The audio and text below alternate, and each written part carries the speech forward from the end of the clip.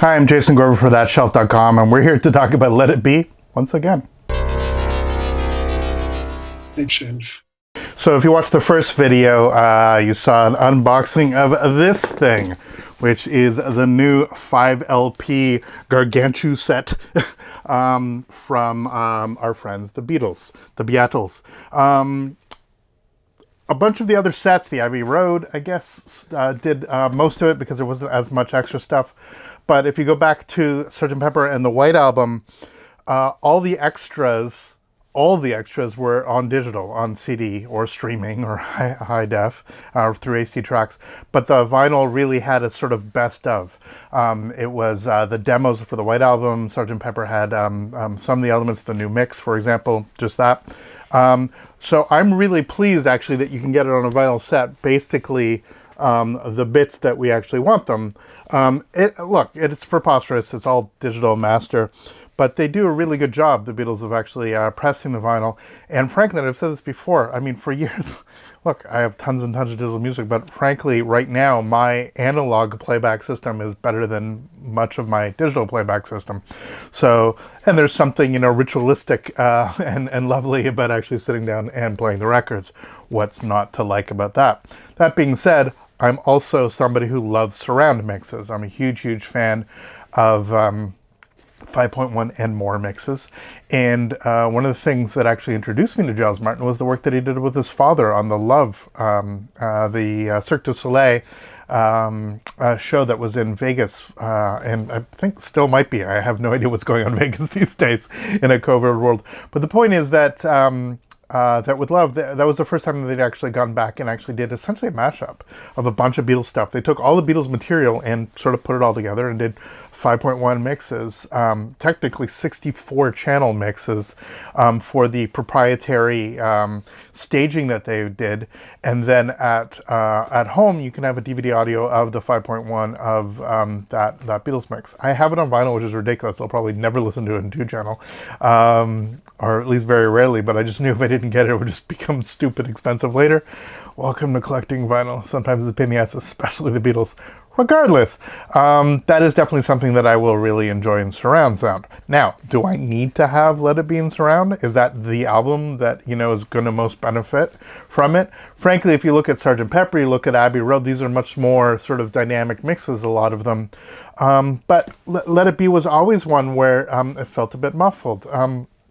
One of the things I did do sort of between these two videos is I had a chance to listen to this and how it compared both to Let It Be Naked and UK pressing of Let It Be that I showed from the BC13 set.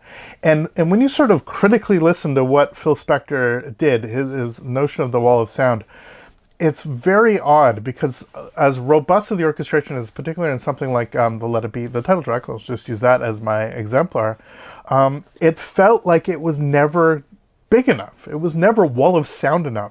It was as if, his compunction for mono was such that everything was sort of incredibly densely packed. And yet when he had the opportunity to truly create this wide soundstage, a wall of sound sort of horizontally rather than sort of depth-wise, I'm not sure he was the best person to do that. If you just like a couple years later, I mean, heck, listen to Dark Side of the Moon and how beautiful stereo was working by that within months of the stuff that was taking place when they were actually mixing the stuff in Abbey Road at the same studio.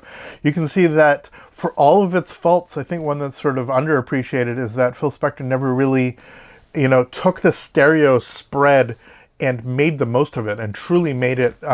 If you're going to take these very simple songs and add all this orchestration, the orchestration just feels like it's in little pockets. It never truly becomes as involving as even something like Abbey Road does, let alone the White Album, let alone something like Revolver, which again, the dynamic on Revolver between stereo mono is quite revelatory. But the way the stereo, it's a very sparse stereo. That's why it's, a lot of people really dig the mono on that. Anyway, one of the things that I appreciate about this is definitely the sort of fine middle ground between what the Let It Be Naked did, which stripped all of that stuff away, I think, to the detriment of some of the songs and the advantage of others, and the original mix. And I think this will be less championed than some, because I think that people didn't see this as broken as, let's say, the Sgt. Pepper stereo, where a lot of people were really missing some of the impact of the mono mix. I think the Sgt. Pepper remix is actually quite extraordinary.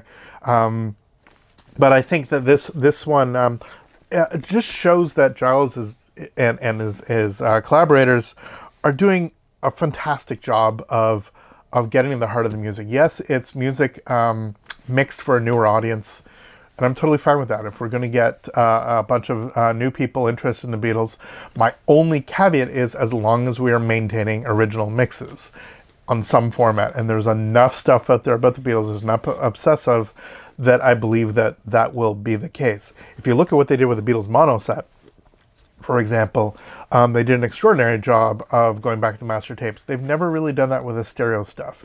And that would be one thing that they could really do, is in the same care and love that they've done towards this stuff, is actually produce definitive, as close to the tapes as possible, both digital and analog versions of the stereo set. Basically a redo of the stereo set with the best of the best vinyl. That would be one major thing that I think you'd get a lot of people very happy about.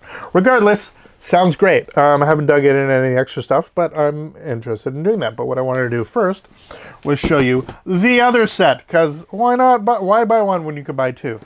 I would have loved it. The only thing really I need from what we're about to open is the Blu-ray. The CDs are sort of superfluous to me. Frankly, if I'm going to be listening to digital, I'm probably going to be listening on the go, either as FLAC from my CDs, or on vinyl. If I'm sitting here, I'm probably going to listen to it on vinyl. But the Blu-ray that's located in here is what I'm most interested in. And I would have loved if they just, now that they're putting if not the vast majority of the extras on the vinyl set, just throw in a Blu-ray for me. Add another $5 to the cost of the set, and then I have one set to buy. Will help the environment a little bit, help this neurotic person a little bit. Anyway, here we are. This is how it comes in this sort of like, no nonsense packaging. Open it up, and let's see what we have inside here. As we open this beast up, might as well keep the box semi-intact. I don't know what I'll ever do with this, but, it makes me feel better. Inside here, we have, not dissimilar, the Let It Be set, as the box drops. So here we have, again, disc 1, 2, 3, 4, 5, and the Blu-ray. Disc 1, New Mix Original Album. Disc 2, Get Back Apple Sessions. Disc 3, The Apple Jams. Get Back the 19. Disc 4, the Glenn Johns Mix. And Disc 5, the EP. Identical to what we have here. And you can see in terms of physical size, slightly smaller, but the same kind of layout. This obviously, the vinyl one, when you pull it out, it is the record. I showed that on the other video. But in this one, you're going to see that we have a hardcover book, and we have the disc. Now, because it is not, 12 inches by 12 inches like the other box, the book, while it will be the same, will be smaller physically. So, yes, it's a duplication of content, but the book is clearly a little bit more robust, or at least presentation-wise, in the vinyl set. So here we have hardcover book, and that's what is doing that through the window, through the glass, as it were, the plastic. And inside here, again, same type layout. They did an entire separate layout, much more of an A4 size instead of the vinyl size. It's good squishy. You can smell the printing. Same nonsense. This time it's advertising the book and advertising the records. So not surprising that that's the elements there here. And inside this sort of smushy cardboard, we do this a lot. It's sort of cardboard inside cardboard. We have, first of all, on the inside, you get the famous photograph that was used, the Please Please Me style photograph that was used on the Blue album, and also obviously on the Glenn Johns mix. And there you are. So your 6 discs just there, ready to go. And this is the one I care about. the Let It Be Blu-ray. So the Let It Be Blu-ray has the record mixed in Atmos. Now, for those that don't know, the few of you that are not aware, so let's just go through what's actually on the Blu-ray first. Blu-ray audio has Dolby Atmos 4824, DTS HD Master Audio 9624. That's interesting. PCM 9624, and a 69 aspect ratio for the. So what do we have here? We have a 5:1 mix, which is actually higher resolution than the Dolby Atmos. Fascinating.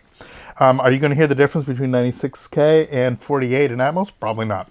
But the deal is that you have DTS HD MA in 9624 5:1. So you're going to get front, center, left, rear, and a subwoofer. 5:1 mix. That 5:1 mix would have been sweetened, as it were, with Atmos. And Atmos is Atmos actually is spatial rather than specific channels, as crazy as that is. So when they mix for directionality, let's say you have something that goes from the top front to the back front, it calculates, the processor actually calculates based on how many speakers you have. I have Atmos, I have a 7.1.4 setup. So front, center, left, sides, rear, and front left, ceiling right, ceiling left, ceiling back right, ceiling back left. So when the Atmos sort of starts swirling around, I have some height information, I have some central information. I actually have a switch box, for those that haven't watched other videos, that allows me, instead of my surround going on my sides, I actually have it so the XLR switch, and I have on my rears, my rear speakers are actually better than my side surrounds. And I have that specifically for music listening. It basically creates a quad setup that my rears and my fronts are almost the same timbrely and almost the same quality of speaker, which gives me a much wider musical surround. For movies, you want stuff in the side and back. For music, you really want to be surrounded because they're 5:1 mixes or 4:0 mixes in terms of quad. When it comes to Atmos, where I'm going to get this full swirling stuff, I will leave it so that I'm getting my sides and my rears and my heights and hear it that way. And the 5:1 mix will sort of give me a slightly different surround mix. And I'm going to love that. I have all the choices I want. I have high resolution versions of these mix. Now, unfortunately, which kind of sucks, the Blu-ray includes the new mix. That's it. It would have been awesome and not so crazy for them to at least have stereo mixes of all the content. So again, to get digital of everything, you just get the Blu-ray and put that in. They're not doing that. There's lots of reasons, mostly economic, that they're not, but that would have been another thing that I would have loved for them to do. And at any rate, I look forward to digging in. I have a lot of let it being to let it be. We'll see how the CDs actually work. I mean, you can see they're pretty accurate reproductions of the vinyl, but let's see if I can do this without killing anything here. If I pull out one of these records, just in terms of straight up fetish, which one would you rather? So there you go. Same artwork, obviously, but there's something really satisfying about holding this in your hand. As ridiculous as it is, the fact that I have the Glyn Johns mix officially with the originally thought about artwork for it, I think is pretty cool. And again, this Blu-ray is the reason that I have this entire set. It's as simple as that. The rest of it's redundant. But you know, for me, this was worth the price alone. For me to have this mix, which you can get no other way. They have never released in any format. No digital retailer will actually allow you to just buy the surround mix. I can't go to something like HT Tracks or Qbuzz or whatever and buy the surround mix. I can't. Tidal actually has some Atmos mixes that you can listen to via their system. You have to have an Apple TV to do it. And I find just navigating Tidal is just so abysmal. But yeah, there's no way of just going and just like play the album in Atmos. It just doesn't work that way. They just have a couple tracks sort of smattered and a bunch of Atmos playlists that even navigating on Apple TV is just horrendous. So yeah, for me as a sucker for surround sound and for me as a sucker for the Beatles, this is the way to go. So there's our look at Let It Be. I have a lot of music listening to do. Please let us know in the comments what you think of these releases. And what you think of this album in general. We'd love to hear from you. We'd love to hear some other stuff that you might want to hear about. I mean, you see all the nonsense behind me. I'm happy to talk about any of this stuff. So please join in the conversation. Please subscribe. Please ring the bell. I know it's ridiculous. Everybody says it, but it really does help us as we try to communicate about all these things on the channel. We got so much stuff going on here on that shelf, and we would love to hear from you. We'd love to have your support. I'm Jason Gorber, again for thatshelf.com. Thanks so much for watching. We will see you next video. All the best. Take care.